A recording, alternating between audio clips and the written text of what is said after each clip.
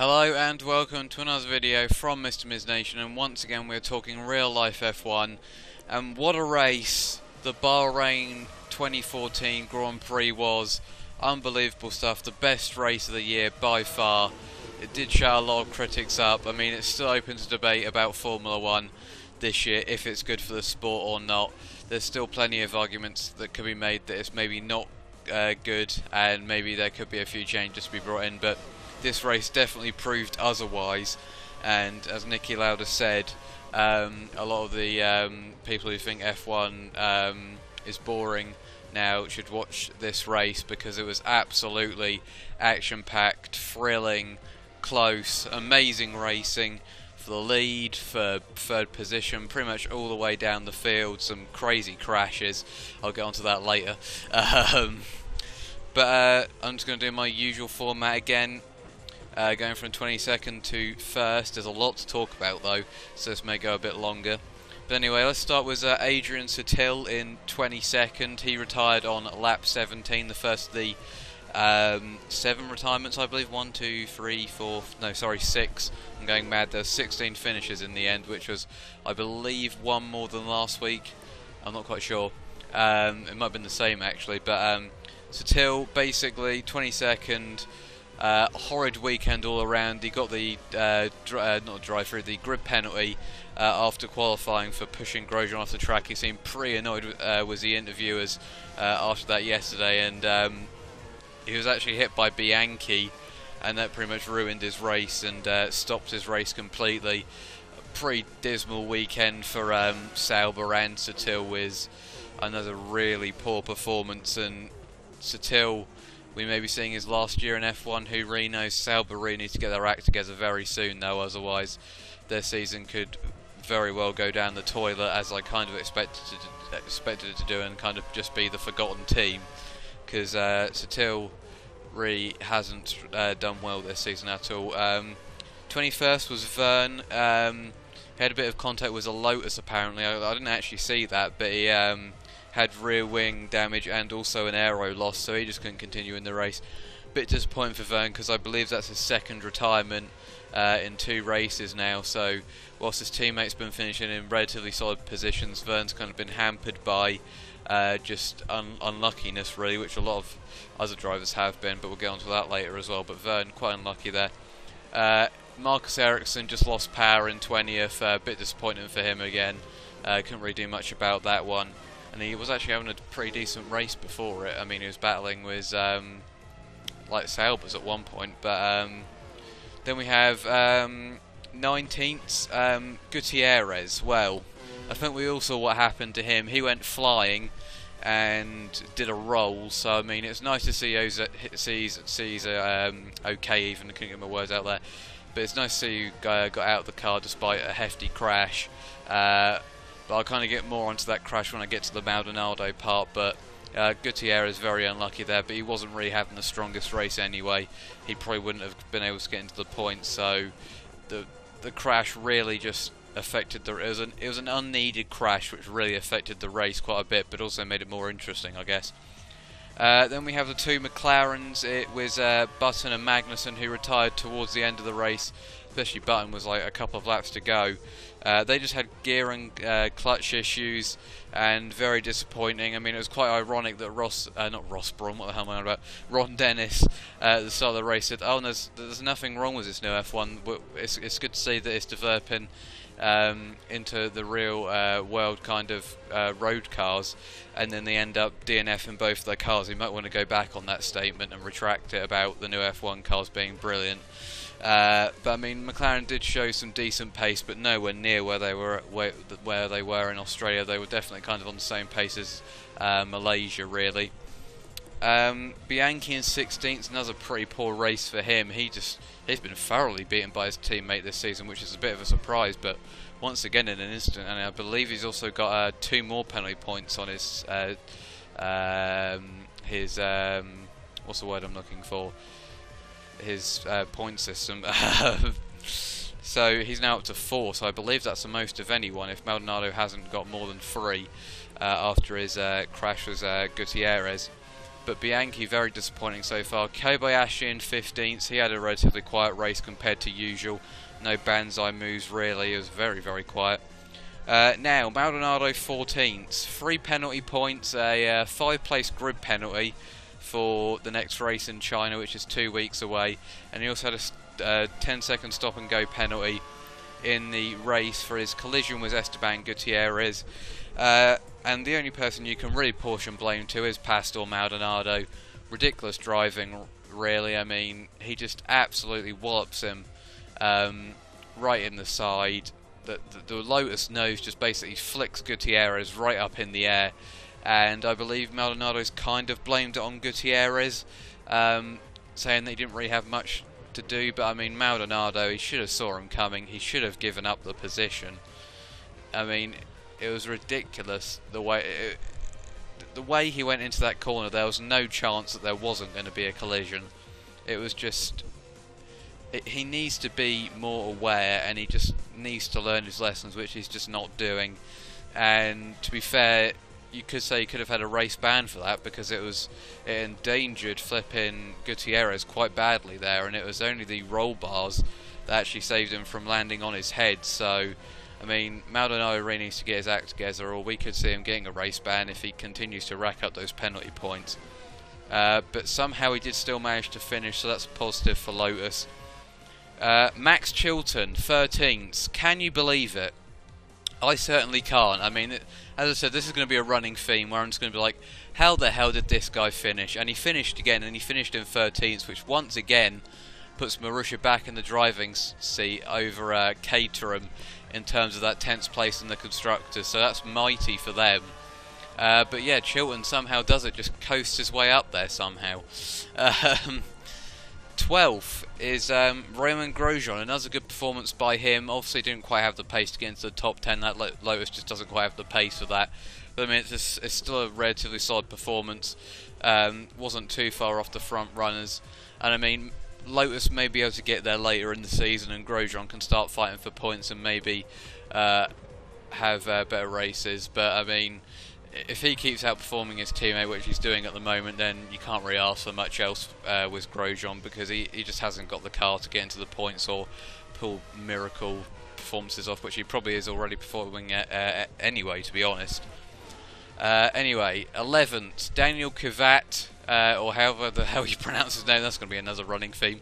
Kvyat, I'm just going to say now. But another great performance by him. He just seems to be there, kind of like almost getting into the top 10 or getting into the top 10, and he just seems to be, at the moment, he seems to be the main threat to kind of the top 10 runners of kind of Ferrari, and then all the Mercedes runners in like McLaren, Force India, and Williams, and obviously Mercedes themselves, and of course Red Bull. But I mean, Kvyat, another good performance. He did have that shaky moment with Ricciardo where it looked like he might go for the move, and you could just kind of see, I kind of thought, is he going to go for the move here and just say, screw you to Ricciardo, I want your seat for next season, or is he just going to stay back? He eventually stayed back, but I mean, he was mixing up there again with some of the big boys, but obviously that Toro Rosso isn't quite there yet in terms of really fighting with the cars like Williams and Force India. But I mean, they look like they've got a pretty decent package. They're still beating Sauber convincingly, so the only way they could go is forwards, really, in my opinion. So Toro Rosso could be ones to watch out for, kind of in the European season, and especially if they can start sorting out the Renault engine problems, which they had in testing. Because I mean, if they start to get more decent aero packages in them, we could see them really getting up there. And I mean, Force India and Williams can only really go backwards in my estimation. Anyway, 9th and 10th, Fernando Alonso and Kimi Raikkonen. Well, what can you say about Ferrari? It's another dismal performance, and I don't know if Alonso's going to be able to take this much more. Raikkonen has probably just realised, what the hell have I done? Even though he's probably made a good career move in terms of leaving Lotus anyway, but maybe not to the best team, because Ferrari just, they seem to have an inability to build the best car since Schumacher left. And I mean, they did win the 2007 title, but they didn't have the best car, in my opinion. I mean, McLaren dominated that season for the majority of it, really. they had the better car. It was just Hamilton and Alonso squabbling that really cost McLaren in the end. But it's another very poor Ferrari performance, and you can't really say it was one or either of the drivers because they finished right next to each other, so they must have both been pushing to the limit, especially Raikkonen, when Alonso's been thoroughly outperforming him recently. But I mean, Raikkonen, he had that contact with Magnussen at the start, but I mean, it was ridiculous. I'd lost count in the race how many times a Ferrari got passed by a Force India in a straight line, especially to Alonso. It was at least 5 times, I believe, that a Force India went just streamed past a Ferrari, and I mean, they just look like they've got no power compared to those Mercedes runners, and they really do need to sort out their problems. I don't know if Raikkonen's still having problems with the brake-by-wire system, but the car just doesn't look good at the moment. It seems like a handful, and it seems like a typical Ferrari car of recent seasons, to be honest.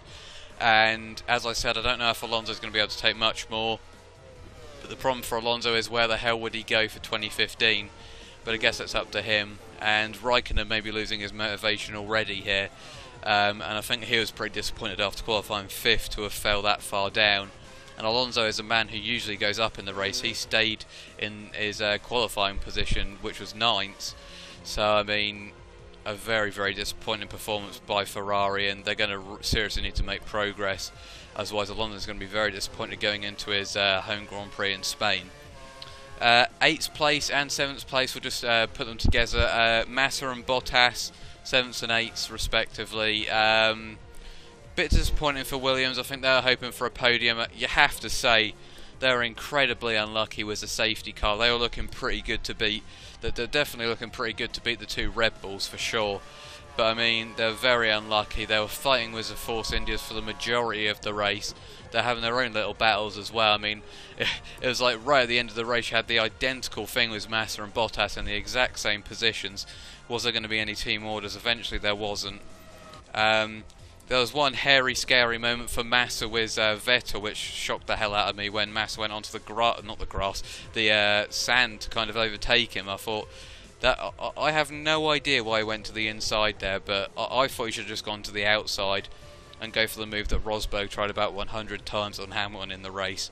But I mean, Massa and Bottas and Claire Williams and everyone at Williams will be a bit disappointed with that. But I mean, 7th and 8th again is pretty decent considering where they were last season. But I mean, they're also running out of time to complete my prediction because I've only got China left for them to get a podium. So if they don't get that, then I'll only one of my predictions for the season in my bold predictions video will already be wrong.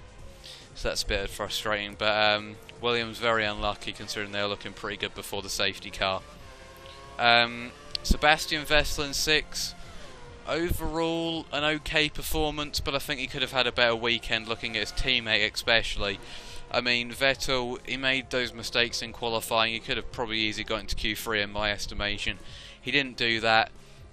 He couldn't get past Hülkenberg at the end, and he just seemed to have a bit less power on the straights, and he was just struggling. He had that whole thing with Ricciardo. You're wondering if he was going to let Ricciardo through when they were on different strategies. Eventually, well, not eventually, he just did straight away basically. But a very kind of subdued race for Vettel, kind of coasting home to 6th. But it wasn't the greatest World Champions drive in my opinion. It wasn't. It was a bit lackluster, but I mean, he'll be hoping for better in the next few races. But I mean, it's still an okay performance. He still beat the 2 Ferraris, but he would have hoped to have maybe got on the podium, which he didn't do. Nico Hülkenberg, another good performance in 5th, but maybe he's a bit disappointed that he didn't get 3rd instead of his teammate, who he's constantly outperformed until this race. But Hülkenberg's a decent result in 5th. I mean, I thought he was going to get a podium. To be honest, it's long overdue that he gets a podium. To be frankly honest, Nico Hülkenberg, and I mean he probably did deserve it. But I mean, didn't quite work out in the end. He did help his teammate, in all honesty, kind of hold up Ricciardo for a bit, who was flying at the end. But Hülkenberg is 3rd in the championship now after a load of solid performances. So that's a great few results for him, and it just shows how consistent he is as well, really.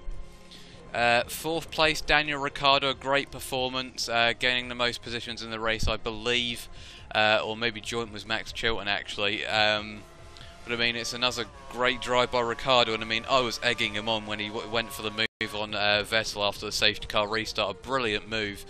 And I was cheering him on, and he got it done, and finally he gets his first points, and doesn't look like anything's going to be able to stop him unless something comes up.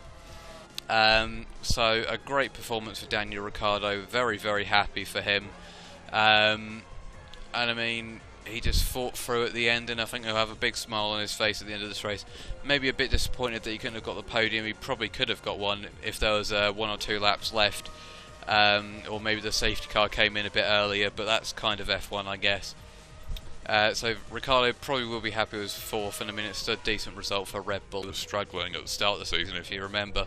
3rd, Sergio Perez, unbelievable. The man who's only scored a point in the first 2 races somehow manages to get a podium. It was a brilliant drive. He carried his form over from last year, really, where he was solid at Bahrain, and you could just... He was finally able to get through a race with no problems, and he was finally able to deliver. He had some great battles with his own teammate and the 2 Williams cars, and I mean, he was an overtaking master in that race. He was really going for it. Maybe he had a bit of contact or close shaves with his teammate, but I mean, it really was a great drive by Perez. He was on the limit, and he showed why McLaren wanted him back in his Sauber days, and it's another podium for him. I mean, you can say whatever you want about Perez and Hulkenberg, that Hulkenberg's a better driver, but when you look at the track records, Perez has more podiums in those type of cars. So I mean, Hulkenberg's are more consistent, but Perez on his day can really perform well and get the big results. I mean, if you put the 2 together, you'd probably get the ultimate driver, I guess. Anyway, we're on to the front 2 now, and well, they streaked clear. It was pretty ridiculous. I mean, after 2 laps after the safety car restart, Hamilton and Rosberg had an 8-second gap to Perez in 3rd. It was pretty ridiculous.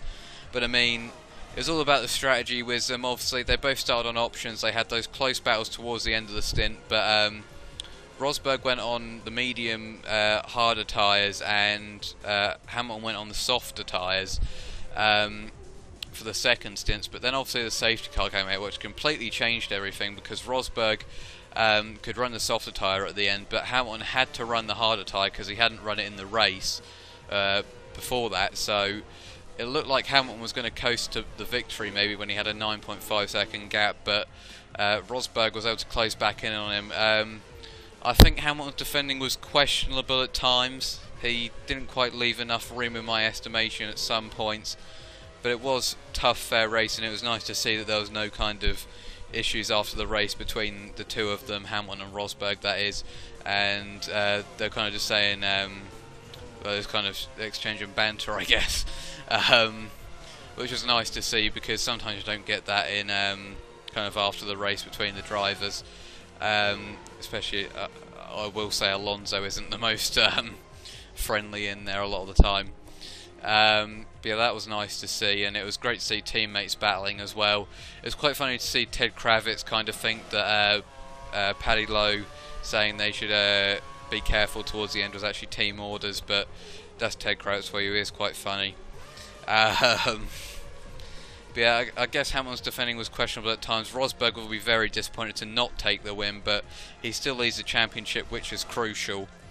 And I mean, China is Rosberg's track in my opinion, really.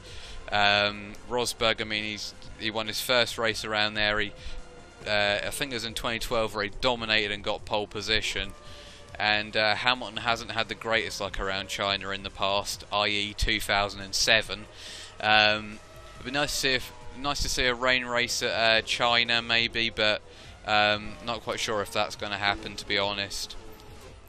But it was a nice race around Bahrain, the best race of the season by far. Great to see it at night. It's a much better as a night race, although I will say a lot of people have been saying that a lot of other races should be like night races. I think it should just be limited to kind of what it is now, about 3 or 4 races just at night, to kind of, otherwise it just kind of takes a spectacle away in the end, really. But Bahrain definitely works as a night race, and I hope they keep the theme running, to be honest. But yeah, it was a big battle of 2 stops and 3 stops until the safety car came out, and then it was all out mayhem really. So it was a great race. Hopefully it'll be the theme of the season now, where there's just great races every single race now, and the Mercedes are battling hard. But I guess we'll see at China in 2 weeks' time and for the rest of the season. But this has been my Bahrain 2014 season race review. And until next time, goodbye.